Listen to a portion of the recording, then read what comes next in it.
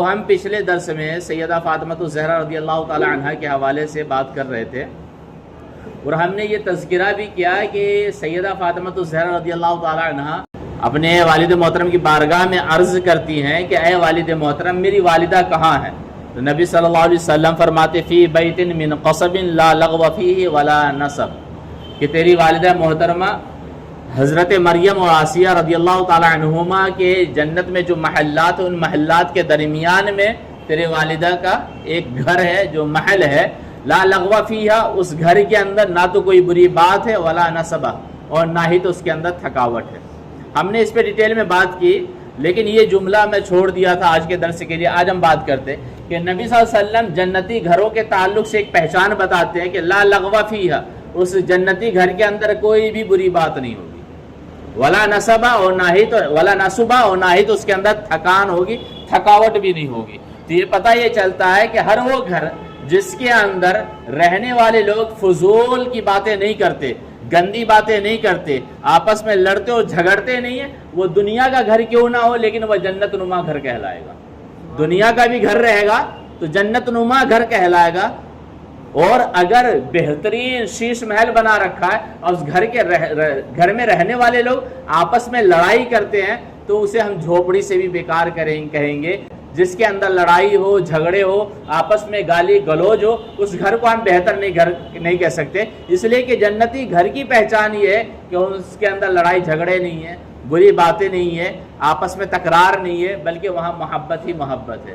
تو دنیا کے گھروں میں بھی کوئی گھر ایسا ہے، دنیا کے گھروں میں سے بھی اگر کوئی گھر ایسا ہو جس کے اندر فضول باتیں نہیں ہوتی، لڑائی جھگڑے نہیں ہوتے، مار پیٹ نہیں ہوتی، گالی گلوج نہیں ہوتا، تو ہم یہ کہیں گے کہ وہ جنتی گھروں میں سے ایک گھر ہے جو دنیا کے اندر اللہ تبارک و تعالیٰ آباد فرمایا ہے۔ تو اپنے گھر کے اندر کوشش کریں کہ یہ ساری باتیں نکل آئے تاکہ ہمارا گھر بھی جنتی گھروں کی طرح دنیا میں دکھائی دے۔ ہم نے بہت پہلے ایک بات کہی تھی حضرت سودا رضی اللہ تعالی عنہ کے تعلق سے۔ حضرت خدیجہ الکبریٰ رضی اللہ تعالی عنہ کا جو انتقال ہوا تھا، اعلان نبوت کا جو 10واں سال تھا، اس 10ویں سال میں اور 10 رمضان المبارک کو اعلان نبوت کے 10ویں سال انتقال کرتی ہیں۔ اور میں یہ بھی بتایا کہ ان کے انتقال کے بعد نبی صلی اللہ علیہ وسلم پہ غموں کا پہاڑ ٹوٹ پڑا۔ نبی صلی اللہ علیہ وسلم بہت ہی رنجیدہ رہتے تھے، اور صحابہ اکرام یہ ساری چیزیں دیکھ رہے تھے کہ نبی صلی اللہ علیہ وسلم بہت ہی رنجیدہ اور بہت ہی تکلیف میں رہتے ہیں حضرت خدیجہ الکبریٰ رضی اللہ تعالی عنہ کے انتقال کے بعد۔ تو حضرت عثمان بن مظعون رضی اللہ تعالی عنہ، یہ صحابی رسول، ان کی بیوی کا نام خولہ بنت حکیم ہے۔ یہ نبی صلی اللہ علیہ وسلم کی بارگاہ میں حاضر ہوتی ہیں اور عرض کرتی ہیں کہ اللہ کے رسول صلی اللہ علیہ وسلم، میرا خیال ہے کہ حضرت خدیجہ الکبریٰ رضی اللہ تعالی عنہ کے انتقال کے بعد اور ان کے نہ ہونے کی وجہ سے آپ تنہائی محسوس کر رہے ہیں۔ نبی صلی اللہ علیہ وسلم فرمایا ہاں، وہ میرے بچوں کی نگہبان تھی، وہ میرے گھر کی حفاظت کرنے والی تھی۔ نبی صلی اللہ علیہ وسلم کی طبقات الکبریٰ کی روایت ہے کہ وہ میرے بچوں کی نگہبان اور میرے گھر کی حفاظت کرنے والی تھی۔ تو یہ بات سمجھ میں آتی ہے کہ بیویاں جو ہوتی ہے بچوں کی دیکھ بھال کرنے کی بھی ذمہ داری ان کے حوالے ہوتی ہے، اور گھر کی حفاظت کی بھی ذمہ داری انہی کے حوالے ہوتی ہے۔ گھر کو کیسے مینج کر کے چلانا ہے اس کی ذمہ داری گھر کی عورتوں پر ہوتی ہے، اور گھر کو چلانے کے لیے کن کن چیزوں کی ضرورت پڑتی ہے وہ چیزیں مہیا کرانے کی ذمہ داری ایک بہترین شوہر کی ہوتی ہے۔ تو نبی صلی اللہ علیہ وسلم کی بارگاہ میں یہ کہتی ہیں کہ سیدہ خدیجہ الکبریٰ رضی اللہ تعالیٰ عنہ کے انتقال کے بعد آپ تنہائی محسوس کریں، اور نبی صلی اللہ علیہ وسلم فرماتے ہاں، وہ چونکہ میرے گھر کی نگہبان اور میرے بچوں کی حفاظت کرنے والی تھی، اس وجہ سے میں تنہائی محسوس کر رہا ہوں۔ تو حضرت خولہ عرض کرتی ہیں کہ اللہ کے رسول، آپ شادی کیوں نہیں فرما لیتے، آپ شادی کیوں نہیں کر لیتے؟ نبی صلی اللہ علیہ وسلم پوچھتے ہیں کس سے؟ وہ عرض کرتے ہیں کہ آپ شادی کر لیجئے، کیوں نہیں کر لیتے؟ نبی صلی اللہ علیہ وسلم استفسار کرتے ہیں کہ کس سے؟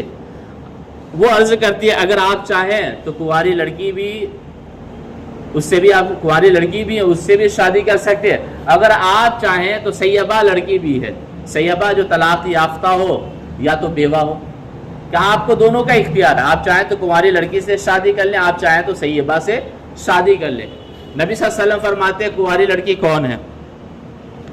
تو حضرت خولہ رضی اللہ تعالیٰ عنہ عرض کرتی ہیں کہ اللہ تعالیٰ کے مخلوق میں آپ کو سب سے زیادہ جو شخص محبوب ہے اس کی بیٹی عائشہ بنت ابی بکر، اللہ کے مخلوق میں سب سے زیادہ جو آپ کو پسند ہے اس کی بیٹی عائشہ ہے، وہ کنواری، آپ اس سے نکاح کر لیں۔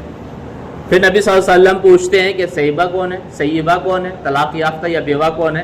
تو یہ عرض کرتے کہ سودا بنت زمعہ، سودا بنت زمعہ رضی اللہ تعالی عنہا ہے، ان کے شوہر کا انتقال ہو چکا ہے۔ تو نبی صلی اللہ علیہ وسلم فرماتے کہ ایسا کرو دونوں کے پاس نکاح کا پیغام بھیجو۔ تو یہ نبی کریم صلی اللہ علیہ وسلم کی بارگاہ سے نکل کے حضرت خولہ رضی اللہ تعالی عنہ حضرت عائشہ صدیقہ رضی اللہ تعالی عنہ کے والدین کے پاس جاتی ہیں۔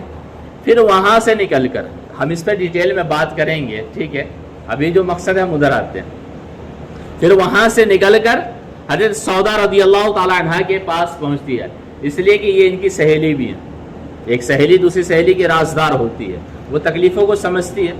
آج کی سہیلیوں کی طرح نہیں ہے کہ جب چاہے اس کی عزت اچھال دے، بلکہ یہ لوگ جانتی تھی کہ ہاں ایک دوسرے سے دوستی کیسے نبھانا ہے۔ تو یہ وہاں پہنچتی ہیں اور پہنچنے کے بعد کہتی ہیں کہ تمہیں خیر و برکت اللہ تبارک و تعالیٰ نے عطا فرمایا، مبارک ہو تمہیں اللہ تبارک و تعالیٰ خیر و برکت عطا فرمایا ہے۔ حضرت سودا رضی اللہ تعالیٰ عنہ پوچھتی کیا بات ہے؟ اگر کوئی ڈائریکٹ آ کے آپ سے کہے کہ مبارک ہو اللہ تعالیٰ آپ کو خیر و برکت عطا فرمایا، تو آپ کہیں گے کیا بات ہے؟ یہ کہتی کیا بات ہے؟ کہتے کہ مجھے نبی کریم صلی اللہ علیہ وسلم نے بھیجا ہے تمہاری طرف نکاح کا پیغام لے کر، اگر آپ کی دلچسپی ہو تو بات آگے بڑھائی جائے۔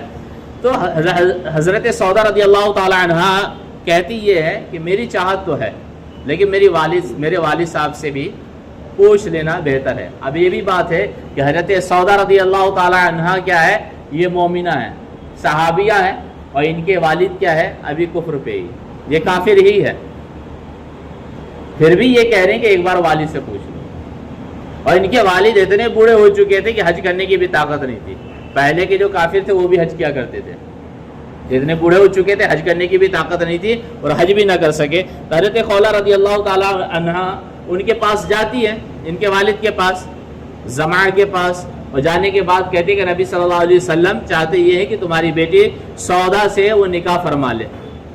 تو وہ سننے کے بعد کہتے کہ رشتہ تو اچھا ہے، رشتہ تو اچھا ہے، کفو ہے، ہر چیز درست ہے، لیکن ایک بار سودا سے پوچھ لو۔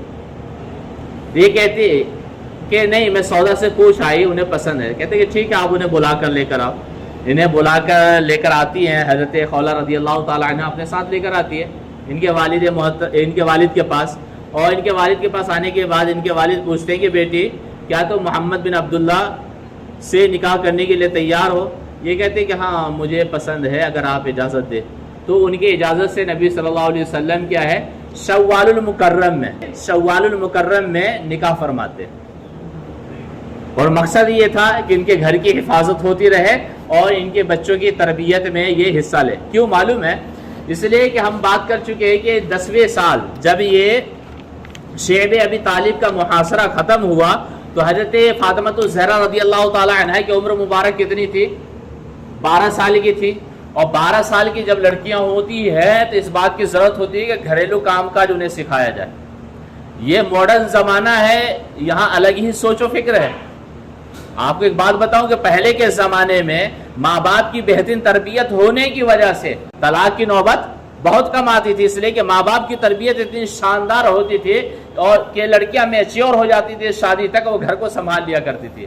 اور ابھی یہ ہے کہ اگر شادی 1 سال میں شادی تقریباً اگر 50,000 ہوتی ہیں تو اس میں سے 40,000 طلاق بھی ہو رہی ہے۔ یہ حقیقت ہے، اس کا سبب یہ ہے کہ تربیت نہیں ہو پاتی ہے۔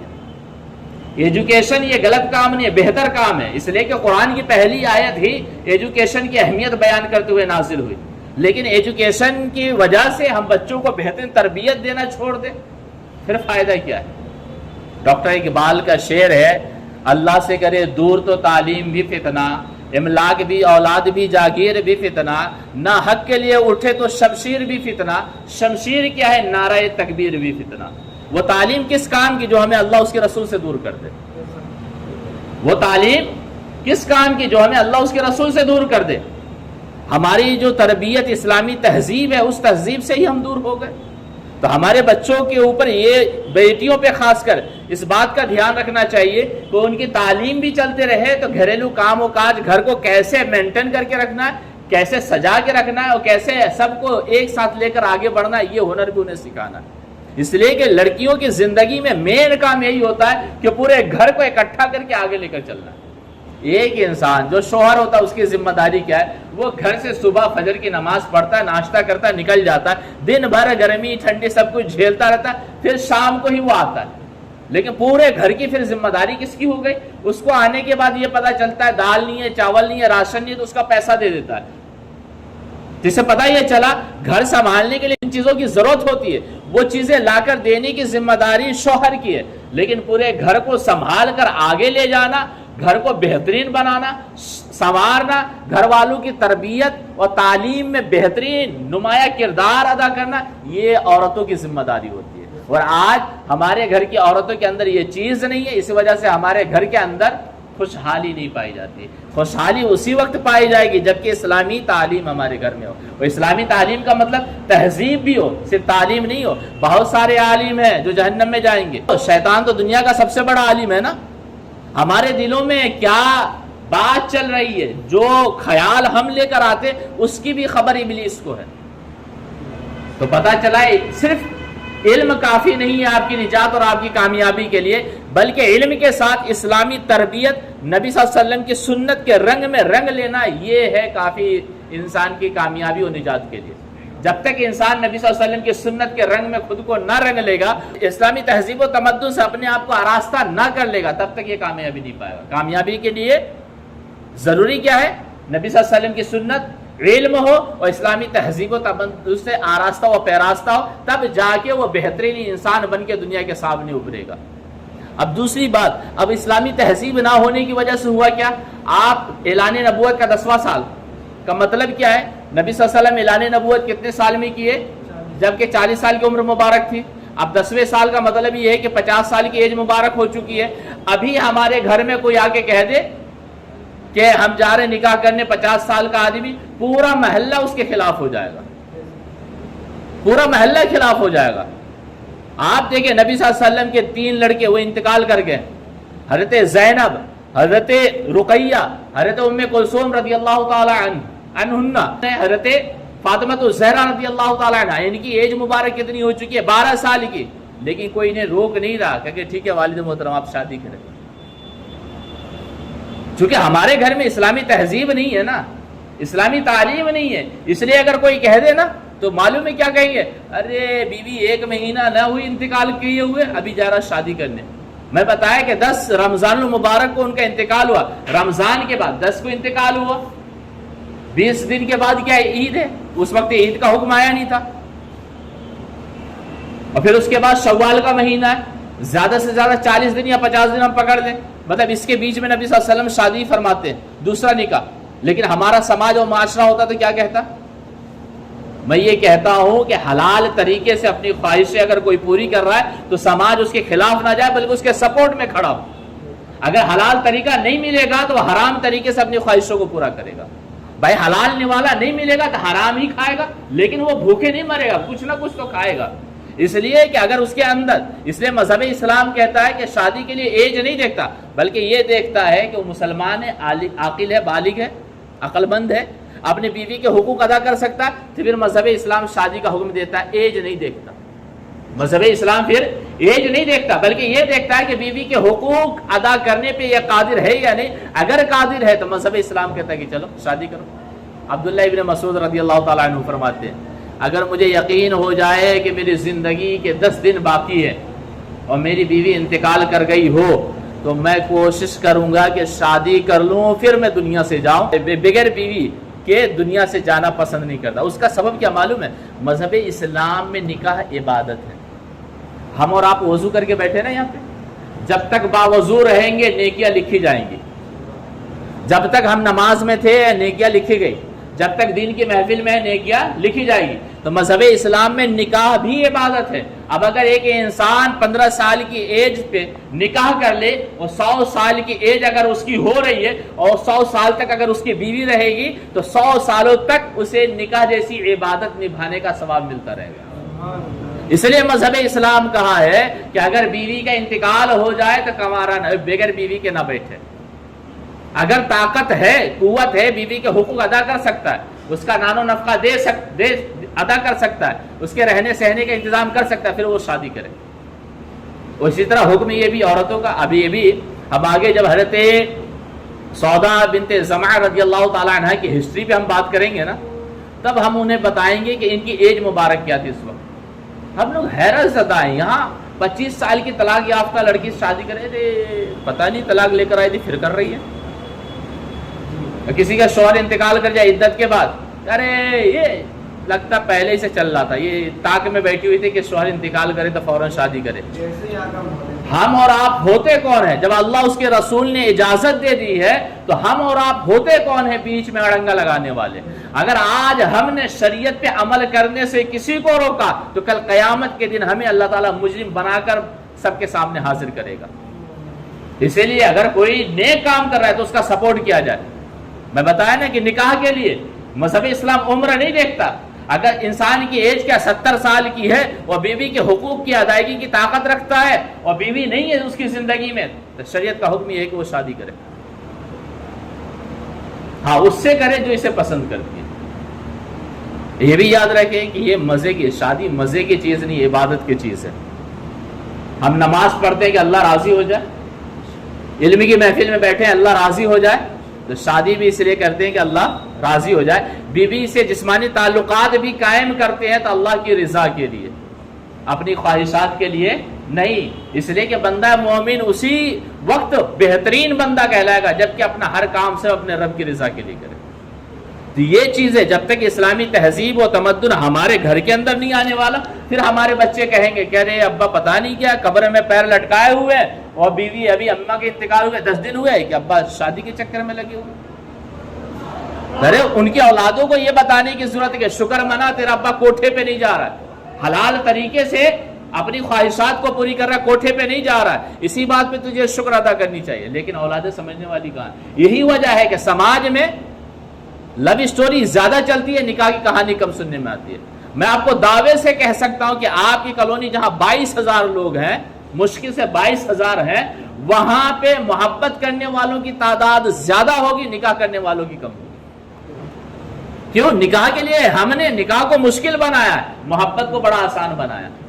ہم نے محبت کو آسان بنا دیا، نکاح کو بہت ہی سخت کر دیا۔ حالانکہ مذہب اسلام نکاح کو آسان کیا ہے، محبت کو تو حرام ہی قرار دیا، ناجائز محبت کو حرام قرار دیا۔ لیکن ہماری کچھ بےہودہ حرکتوں کی وجہ سے یا انجانے میں کچھ کام ہم ایسے کر بیٹھے جس کی وجہ سے سامنے والے کو میسج یہ گیا ہے کہ بھائی اس عمر کے بعد یہ کام کرو گے تو برا ہے۔ ہم نے لمٹ بنا دیا، اور نبی صلی اللہ علیہ وسلم 40 سال کی عمر کے بعد ہی 50 سال کی عمر پہ جب ان کی بیوی خدیجہ الکبریٰ رضی اللہ تعالیٰ عنہ انتقال کر گئی تو 1 مہینے کے بعد نبی صلی اللہ علیہ وسلم دوسرا نکاح فرمایا۔ یہ بات سمجھ آئے؟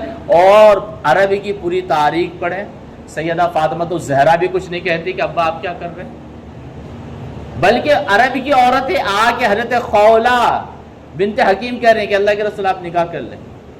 صحابہ اکرام بھی آگے کہتے ہیں کہ آپ نکاح کر لیں، تب جا کے نبی صلی اللہ علیہ وسلم کیا نکاح کرتے ہیں۔ یہ بات سمجھ میں آ رہی ہے؟ تو اسلامی تعلیم پھیلانے کی اس قدر ہمیں ضرورت ہے۔ اگر ہم نے نہیں پھیلایا نا تو اس سے بڑی بھی تباہی ہمارے سامنے کھڑی ہے۔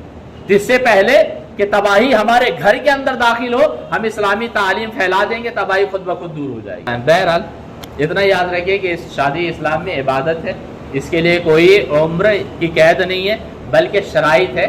مسلمان ہو، عاقل ہو، بالغ ہو، بیوی کے حقوق کی ادائیگی پہ قادر ہو تو وہ نکاح کرے۔ اس کی عمر چاہے 15 سال کی ہو یا 20 سال یا 25 سال یا 50 سال کی ہو، اس سے لینا دینا نہیں۔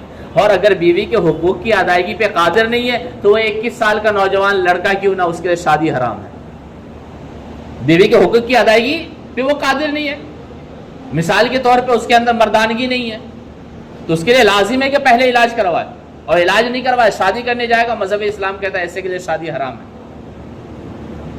یہ بات سمجھ میں آ رہی ہے؟ بہرحال ہم ختم کرتے، یہ تو ایسا موضوع ہے کبھی ختم نہیں ہوگا.